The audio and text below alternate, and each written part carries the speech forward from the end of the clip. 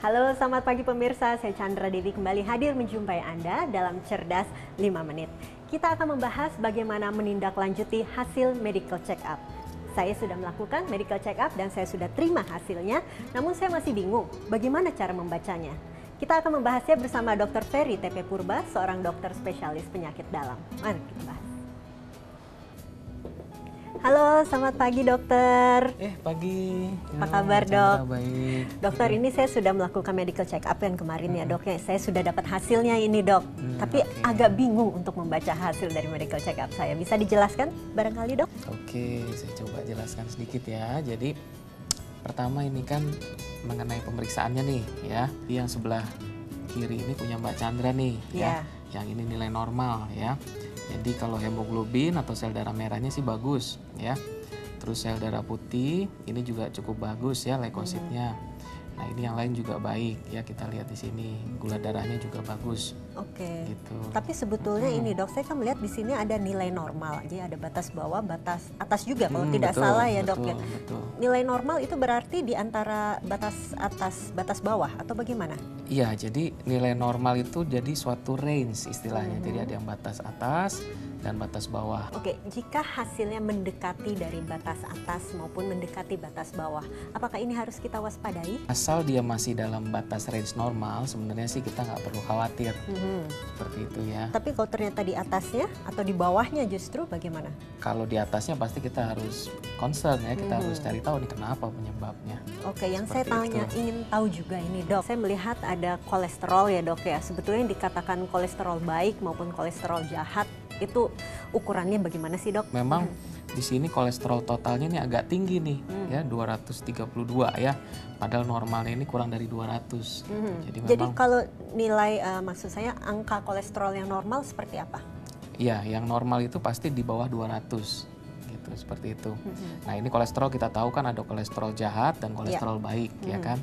Nah kolesterol jahat istilahnya LDL namanya. Nah kebetulan ini kolesterol jahatnya tinggi, 165. Padahal yang baik ini paling enggak di bawah 100, seperti itu. Oke, kalau misalnya ini dari hasil saya ternyata ada sesuatu kelainan atau gejala-gejala yang harus ditindaklanjuti, saya harus melakukan apa ya dok? Ya pastinya kan setelah ada hasil ini kita bisa tarik kesimpulan ya dari hasil medical check up ya. Jadi kalau dari hasil sini kan yang pertama memang kolesterolnya cukup tinggi. Yang berikutnya kan ini mengenai hepatitisnya ya. Hepatitis B-nya ini memang negatif. Tetapi anti HBS-nya ini juga masih negatif. Artinya memang ini belum kebal ya atau belum imunitas ya. Tapi paling tidak ini untuk tips membaca hasil dari medical check up secara umum, barangkali pemirsa di rumah juga ingin tahu karena ini kan agak terlalu sulit ya dok, banyak sekali singkatan-singkatan istilah medisnya. Apa yang harus paling tidak poin yang harus saya perhatikan? Oke, jadi paling enggak biasanya dari laboratorium sudah diberikan tanda ya untuk memudahkan. Jadi memang kalau tinggi biasanya diberi tanda H ya atau high sebenarnya, artinya dia lebih daripada batas normal gitu. Dan kalau rendah biasanya diberikan tanda L atau low biasanya seperti itu. Jadi bisa kita lihat ya yang H ini yang tinggi. Oke, barangkali ada tips dari dokter, kapan sih kiranya pemirsa di rumah harus melakukan medical check up dok?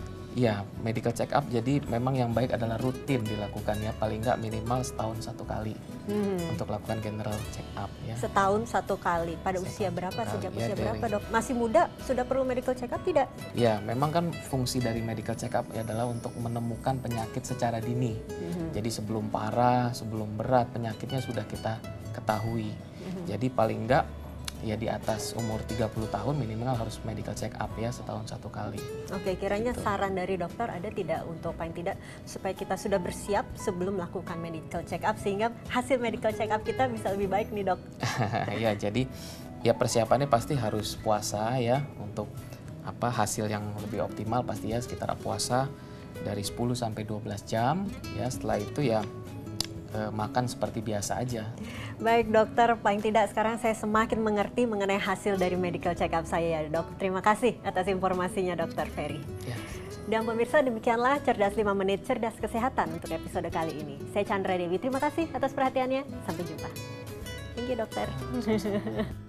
Dipersembahkan oleh